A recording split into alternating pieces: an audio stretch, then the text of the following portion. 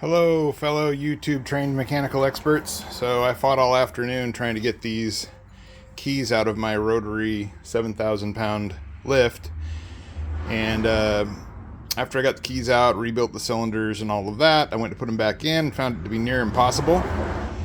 So I studied it a little bit and looked at it carefully and realized that the way this retention system actually works is pretty elegant and pretty simple.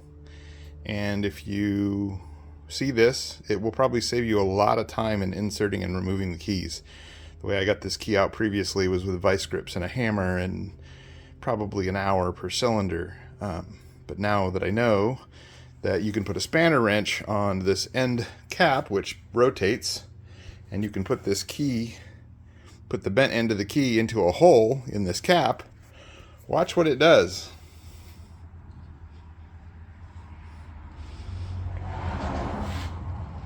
I mean, how cool is that, right? The retention key just goes, I mean, of course I'm using a pipe wrench and I shouldn't be, but you know, that's how that goes.